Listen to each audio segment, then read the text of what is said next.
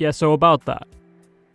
I apologize for being dead for 2 weeks. At the end of the day, it's night. I mean, at the end of the day, I'm a student with deadlines, and I happen to have 4 of those across 2 weeks. And imagine my face when I sit down, fully ready to work on the long-promised Stranger Things of Season 5 video, and my script is 10% of what I had written, because I lost it all. So yeah, that's not happening. Clearly, I needed to relax. I needed a place to rest and recuperate, some construction, some companionship, something that architecturally has not been around for that long. And we're better than the Bone Temple, baby! So this is actually a milestone on this channel because it's the first time I'm making a video on a sequel to a movie that I've already covered. And if you haven't seen that video, you probably should get my thoughts on the first of this trilogy going into it. But to summarize, I liked it. I thought it was half of a pretty great zombie-esque apocalypse movie, and half of a good, emotional, poignant coming-of-age drama that felt awkwardly stitched together. But I wanted more of Ralph Fiennes. Kelson is a weird little freak of a character, and I needed to see Voldemort covered in iodine again. I wasn't really sure what to expect from the Bone Temple. After all, the last movie had such an odd but interesting outlook on life, love, and death that really brought the movie together, while setting up all kinds of themes to be explored on all the sequels Danny Boy had planned. This time we have Nia DaCosta at the helm though, who most people know for the most overhated Marvel movie of all time. But the Marvel machine can be really limiting for a lot of filmmakers and actors, and it shouldn't be our sole judgment on their skill level. Nia and Chloe Zhao have been two of the biggest victims of this, because the MCU fandom is a vicious one.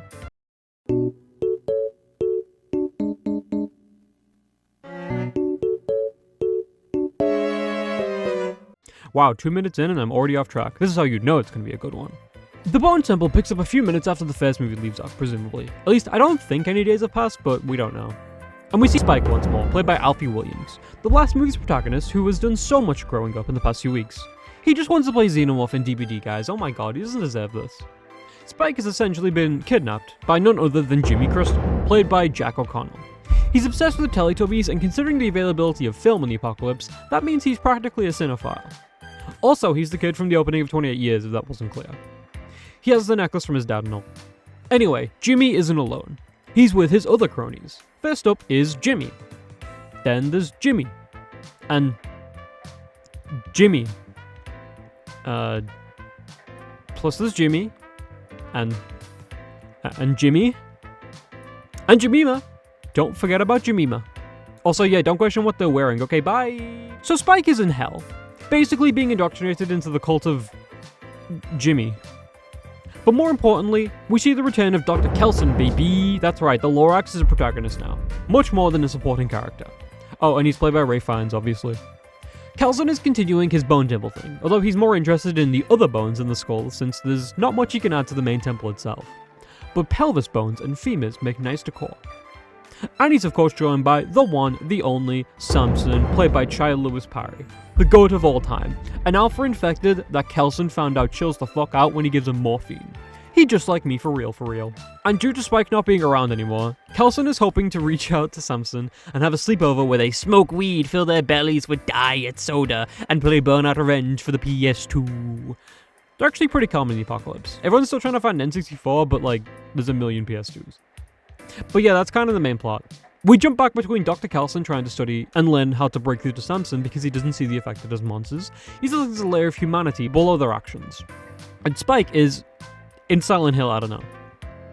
Jamie doesn't return from the last movie, so no Aaron Taylor Johnson, but I'm sure he'll be back for the next one. Probably questioning where the fuck his wife went, unless he thinks he was given a Mortal Kombat babality, turning her into baby Isla from the end of the first movie.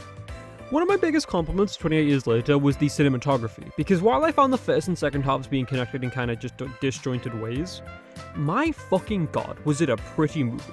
I mean, the iPhone rigs were insane, the editing was really disorienting in a way that makes the infected much scarier, and works so well with the placement throughout the movie, and every scene at the Bone Temple is just a wonder to look at.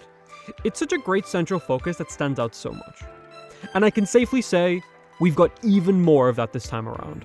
I mean, this entire third act is one of the most beautiful things I've ever seen in a movie. And it's all thanks to Ralph Fiennes, of course. But there's still that same sense of scale. Wide panning shots on the grassy fields of England, close-ups on the characters during prime emotional moments and learning about them through just their face, their glances at each other, their expressions. We never know what they're thinking, but their inner conflicts are just so painted onto their face. And I think this is done best with Samson. That's right, I actually have something to say about him this time around. Chai Lewis Parry unironically gives a top tier performance in these movies.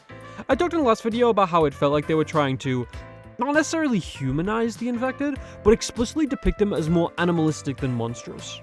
See them drinking from rivers in groups. Isla helps one give birth, Kelson almost considers Samson a friend, and I think all of that setup comes right ahead in this movie where Samson regularly visits Kelson and gets sedated only to become the closest companion Kelson has had in all his years alone. Every scene with them is a delight. Kelson is so funny around him, their antics are great, and it really feels like a sense of light and hope in this dark drivel of an apocalypse. It's so much more earnest than anything we saw of Spike's Village. Making Kelson a protagonist was such a great idea, and every little detail they include that shows that he might just be having an influence on Samson goes such a long way. Especially my favorite scene of the movie. One of the quietest scenes, building to a sorrowful conclusion that seems like an inevitability, something that always had to happen because peace cannot last, and then it's flipped completely on its head in a single word. Everything changes and that glimmer of hope becomes a beacon. They do so much with so little. And then we cut to Jimmy skinning someone alive. Yeah, Jimmy's kind of an asshole. I mean, who would have seen that coming, right? Holy fuck though, Jack O'Connell has nailed this kind of asshole. Between Remick and Jimmy, I need him playing more gang leaders that bullshit their way into power and keep everyone in line with sheer charisma and fear. Even if he's kind of a wimp when he's alone. The soundtrack is also amazing, by the way. 28 years later has such a wonderful score that really works with it being an emotional coming-of-age tale for Spike. It's his original story of discovery, and the beautiful symphonies are something to be beheld. It's such a crime it's not in talks for more awards. And I feel like this time around, Nia DaCosta went for her own flair, and decided that while the original score is also going to be pretty damn good, she's also giving it some of the best needle drops I think we'll see all year. They really contribute to the vibes of the movie and help us connect to Kelson a lot, since he's playing them on his little hand crank record player. They're truly electrifying, and the final licensed track is one of my favorite cinema experiences in the past few months, although nothing stopping Begonia's tonal shift. I think it really works with how much this movie touches on the before times, much more than the last. It's thematically relevant that we see Kelson's connection to back then, plus it's just really funny to me that he listens to one of these bands. Jumping between Kelson and Spike felt like a huge tonal whiplash that was clearly intentional. We see the darkest parts of the outbreak and what it can turn people to, what they can convince themselves to cope with the environment they're surrounded in, the obsession when you feel like you can only attach to so little. I mean the clothes, the constant mentioning of the Teletubbies, the Power Rangers attacks, and the reliance on good old Saint Nick. It's clear that Jimmy's trauma-based religious psychosis is a byproduct from his upbringing and weird relationship with his father. And on the opposite side of this, we have the realist. Jimmy sees himself as the chosen one, a bigger presence than he really is, and clings to fantasy and belief and faith as a way to grasp onto power and the past he doesn't want to let go of. In this instance, Kelson is his exact narrative foil. Kelson had an entire life before the apocalypse, but he only remembers it fleetingly. He doesn't obsess over it, he doesn't mourn it. Because he understands that change happens, and that we must adapt. He's a realist and an atheist. He doesn't believe the Bowen Temple is something he was chosen by God to create, it's his work. Instead of trying to cling to and obsess over his own past, he instead memorializes the past of others. Eric, Isla, the infected, their victims, whoever meets their end, he makes sure their beauty can forever be remembered. While the beating heart of the movie comes from the relationship between Kelson and Samson, the parallels between Kelson and Jimmy are the core of its very being. And that's why, when this truly terrifying man meets the foundation of all that we know is good in the apocalypse, real fear can be felt. The conversation between Jimmy and Kelson is just so fucking good. We see the effect that they have on each other as two opposing views of the apocalypse. On paper, they should hate each other, but with the immense loneliness of living now, any company can be appreciated, and who wouldn't want to hang with Dr. Kelson? He's the GOAT, man. My sole issue with the focus being placed on these two characters is that Spike comparatively feels just a little underutilized, considering how great he was in the last movie. Alfie Williams hopefully has a long career ahead of him. I love the opening scene of this movie, and his trial by passage into joining the Jimmys. It's surprisingly realistic, and the first example we get of the dynamic the different Jimmys have. Mainly being our introduction to Jimmy Inc., who is much more prominent than the rest. It's mostly just Jimmy Crystal, Jemima, and Jimmy Inc. The rest don't get all that much focus of the characters, which is fine. I feel like a longer movie would have done that, but I'm not going to complain. I feel like all of it would have been fairly repetitive anyway. I do like that pitch someone made of a Ridley Year 1-esque comic run of Jimmy Crystal recruiting all the other Jimmys to join the Blonde Parade, although he definitely isn't the savior of the broken, the beaten, or the damned. But it does feel like most of Spike's scenes after that have him getting overshadowed by Jimmy Crystal whenever other people are included. Usually the victims of their, charity.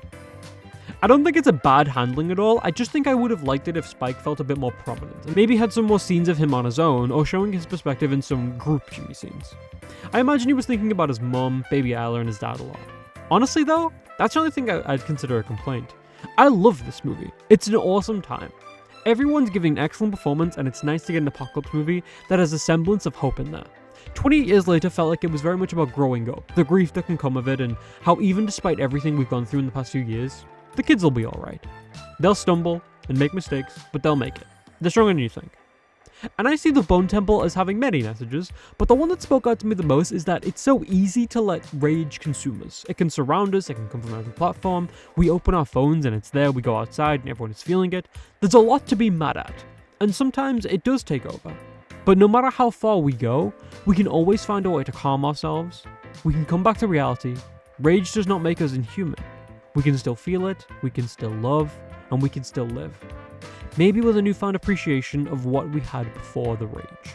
Sometimes you just have to look at reality in the eyes and tell it that you're going to be okay.